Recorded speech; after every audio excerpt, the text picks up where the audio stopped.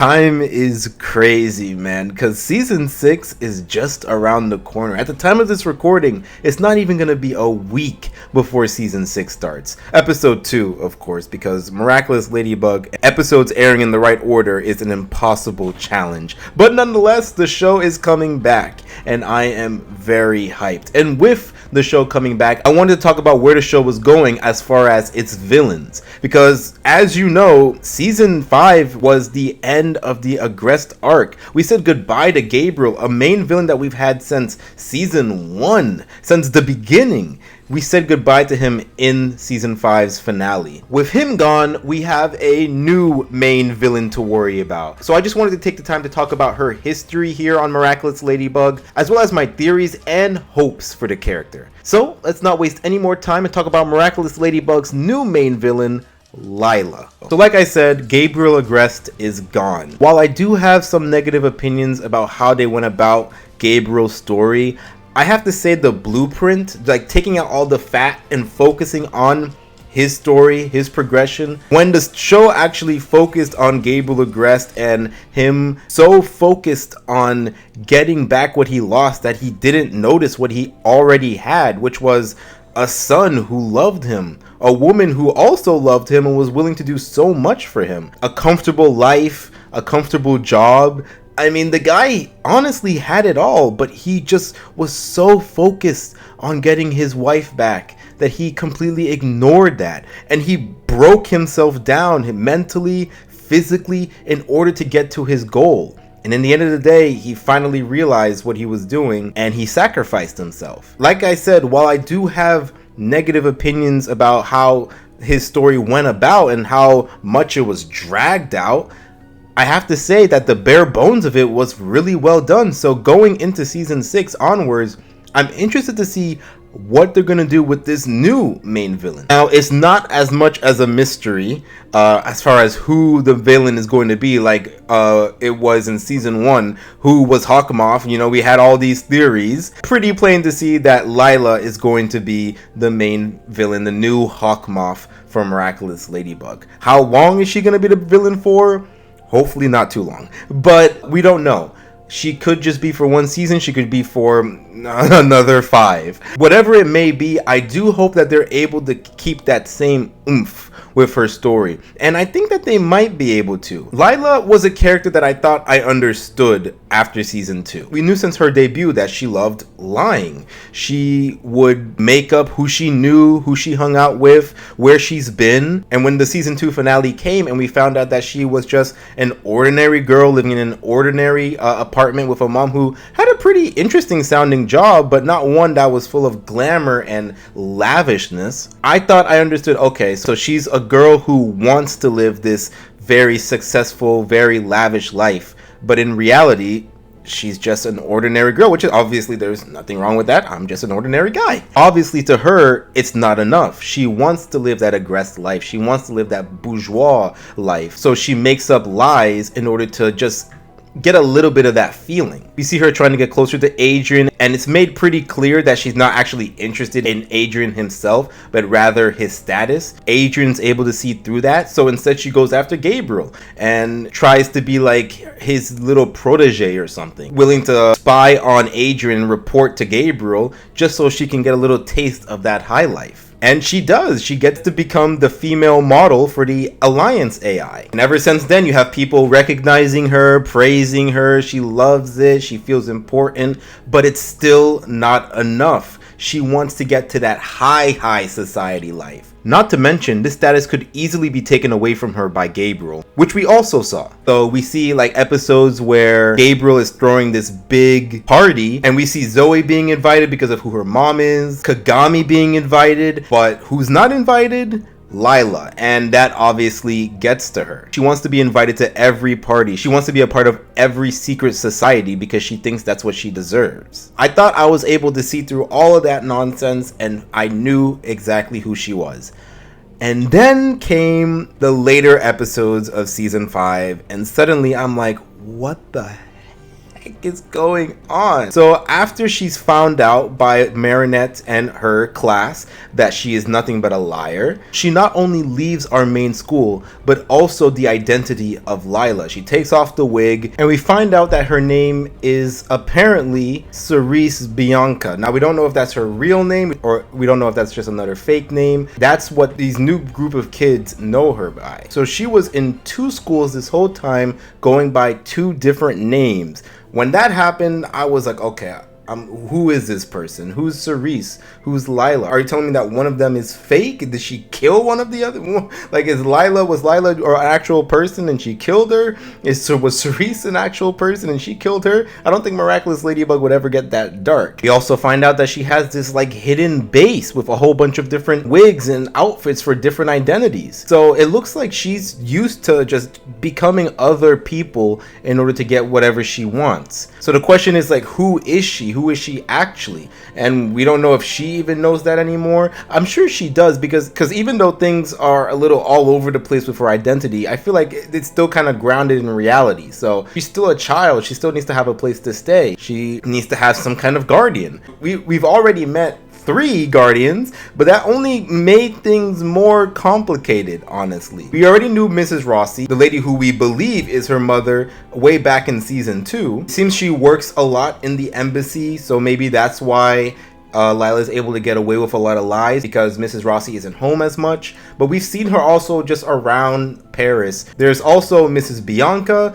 and also a third woman whose name we don't know yet, also lives in Paris and is actually deaf. So of course the question is, how is it possible that she has 3 moms and they all apparently don't know about each other? Well, I think this is where the theories come in, as far as what Lila is trying to gain becoming this big supervillain. What she's trying to gain from being this big high society superstar that she's been trying to get since season 1. Because you see, the thing that I find very interesting is the fact that Mrs. Bianca is one of Lila's moms. She's another minor character in Miraculous Ladybug. We've seen her in different places throughout the series. I think she's had like 1 speaking line in all of Miraculous. So yeah, she's not like super important to like Marinette's story or anything like that. But something that I find interesting is the fact that she's actually pretty well off. For starters, it seems that she actually has a position in Style Queen's Paris office. We don't know what the position is. I think based off of her outfits and other things that I'm about to mention, it's possibly a pretty high position. She was also not only in Prince Ali's birthday party, but also that party that Gabriel Agreste hosted in his own mansion. Not just anybody could go to those parties. It means that she's probably pretty high up there in the social ladder. Cerise's last name is Bianca, so that means when she's in that persona, she is Bianca's daughter. So if that's the case, why is Lila working so hard to get to a position that she should already get from being Mrs. Bianca's daughter? Well, for some reason, Mrs. Bianca thinks that Lila is out in Africa saving lives and being just a great and honorable person. When in reality, she's still in Paris just living with 2 different other women. That while Lila does have a connection with Mrs. Bianca, or she's not allowed to use it, which is kind of a weird thing to say about the relationship between a daughter and their mother, but I'm pretty sure that's how Lila sees it as well. Whether it has to do with something with like the courts and custody or something like that, I'm not sure, but I don't think that Bianca is allowed to look after Lila. Now, the messiness as far as why she can't be with Mrs. Bianca, I feel like that has to be its own separate video. I mean, and I feel like we need a little bit more answers, because we don't know if there was some weird like adoption thing going on, or if she really did, I don't know, kill her twin who was living with Mrs. Bianca and then took her place. We don't know anything as far as that. We need a little bit more information. But whatever the case is, I feel like Mrs. Bianca was or is Lila's ticket to a high society life, but there are circumstances that just won't let her live with her. Same thing for that other mysterious woman. If you look at Lila's room in that lady's apartment, it is far bigger than the one that she has with Mrs. Rossi. No offense to you, Mrs. Rossi. I know you're trying your best. I know you're living that honest life. You're not doing anything wrong. But the room is definitely much bigger. And if you look at that view, I mean, just look at that view. it's clear that this third mother does have some money in the bank as well. So you have two women who are able to give Lila, if anything, then just a little taste of the life that she wants. Now maybe that's not enough for her, but the way that Lila acts is like she's not getting any of it at all. And I think the reason why is because legally, Mrs. Rossi is the only one that should be taking care of her. That's why you have Lila lying to Mrs. Bianca, saying that she's in Africa, and then this other mother who thinks that Lila is an actress. She's making up all these lies because she has to have a reason as to why she's not living with them. So these two other mothers think that she's off somewhere. Mrs. Rossi thinks that Lila's off getting some milk and she's going to be back any minute. Or maybe Mrs. Rossi just works so much that usually Lila is home alone. Whatever the case may be, the ones that can give Lila what she wants, she's not able to go to. This is why she's working so hard to get that life herself.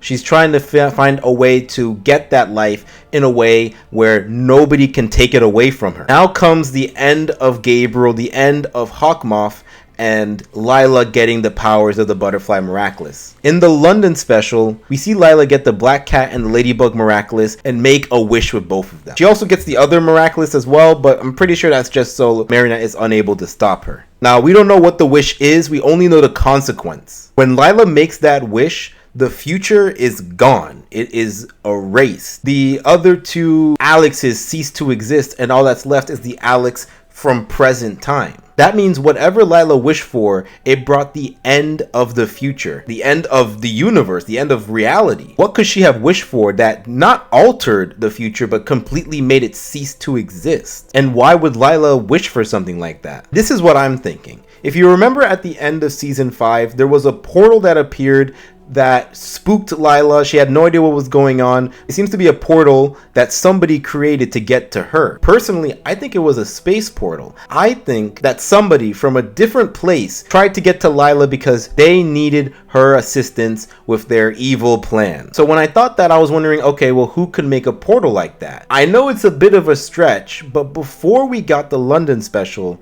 we got the Paris special, and that had to do with different dimensions. In that special, we learn about this ruler of the alternate Earth called the Supreme. Apparently, he had control over all of the Miraculous, using them to keep control of the world. He was so strong that he was even able to stop Tiki and Plague, their revealed forms, from forming Gimme and making wishes. Now, we really didn't get much from this character. In fact, we didn't even get to see him. But when they mentioned him and when we saw his show of power, he seemed like a real formidable villain. And I think that same villain was the one that got in contact with Lila and struck a deal. As for how he was able to do this, similar to Gabriel, he could have used the Rooster Miraculous to grant him or one of his subjects the ability to travel across universes. At the end of the Paris special, the evil Marinette and evil Adrian became good Adrian and good Marinette. Tiki and Plague no longer belonged to the Supreme. So that means if he ever wanted to make a wish with them, he was unable to. I think this could be why he went over to our Earth, or Marinette and Adrian's Earths, and struck a deal with Lila to get the Ladybug and Black Cat Miraculous and make a wish for him. Another reason could be that the Supreme knew his wish was going to be so big that it would probably destroy his own world. So knowing that there's another Earth out there, he decided to not only use their Ladybug and Cat Noir Miraculous, but also use their world as a sacrifice for his wish. In exchange, he would give her exactly what she wanted, a high status, have her come to his world where she would be as high up the social ladder as she wanted to be. Of course, still below him, but still high enough where she would feel like a queen. Filled with hatred and evilness, she agrees and makes that wish for the Supreme. Whatever the wish was also included the death of our universe, which is why the future was threatened in the London special. I think with this deal, Lila would get exactly what she wanted. Now that the original plan didn't work, Lila is going to be working hard to try and get the Ladybug and Cat Noir Miraculous in order to fulfill her end of the deal and get a ticket to the Supreme's universe. Now that's my initial theory, not even going into season 6, regarding Lila's motives as the new main villain of Miraculous. So to summarize, I think Lila's life is all over the place. No fault to her, to be fair. She's being tied down by custody battles and feels like her life doesn't belong to her. She wants a cushy, high society life where everybody praises her and she can feel truly free. Now that she has the butterfly Miraculous, she gets in contact with the Supreme and strikes a deal that will get her exactly what she wants, in exchange for the death of her current universe. Which is why the future dies in the London special. Going into season 6, I believe that she'll be trying to get those 2 Miraculous in order to fulfill her part of the deal with the Supreme. I know it sounds kind of crazy, but I think that's why we were set up with the Paris special and the London special. And I heard somewhere that Thomas might have said that the portal scene isn't connected with the London special, but I don't know if that's 100% true. Mainly because that would kind of destroy my theory, but I'm hoping that I'm correct. I'm excited to see how they go about this story, and even if I'm not correct, I'm still excited to see where they take Lila's story. Now, just real quick, I know I spent a lot of time talking about my theory, but I did also want to talk about my hopes for Lila in season 6. She is the new main villain, and no shade to Gabriel, but he was kind of stupid. Like, every second he was getting dog walked by a bunch of kids. And don't get me wrong, Marinette is pretty smart, and part of the reason why Gabriel keeps failing is because he's a man who is literally doing the definition of insanity, just keeps on doing the same thing over and over and over. It's not until like season 5, season 4 that he actually learns to do new things. So he's a man whose mind was just focused on one thing, and he didn't actually take a beat to try and find different creative solutions around his problems. Going in, I hope Lila isn't like that. We know Lila to be conniving. We know her that she's actually pretty smart, and the London special actually did a good job with showing that.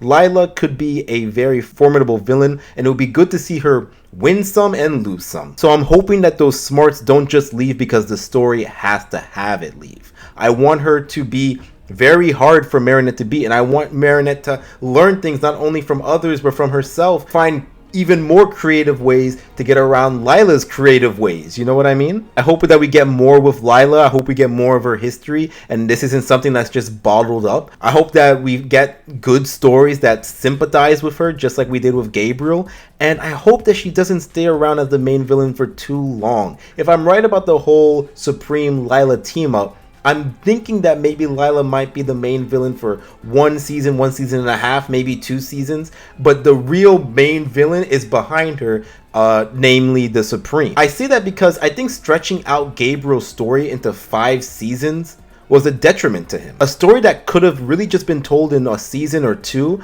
ended up taking so long, and with so much stuff filled in the middle of a pretty good story, it really diluted how we could have felt by the end of it. So I'm hoping that Lila's story is focused. I hope that it's not so long. Like I said, at most 2 seasons. So that way we're able to feel the gut punches when they deliver it to us. I have a good feeling about this, mainly because the kid villains have been pretty good. Lila, Felix, even Chloe, just because of what she does to Marinette, like mentally. I think it's really messed up and really good for like a villain. But going into season 6, we're gonna get a whole bunch of new stuff, new animation, new powers, new characters, a new villain, and I'm excited for this fresh start, and I hope you guys are too. So hopefully you'll stick around for my reactions. I do plan on doing them just like I have for past seasons, and together we're gonna see just where Lila's story goes. Hopefully it's a good one. So thank you guys for watching. I hope you guys enjoyed this theory video. I know it was all over the place, but I wanted to give my thoughts before season 6 started. I will see you guys for episode 2. Until then,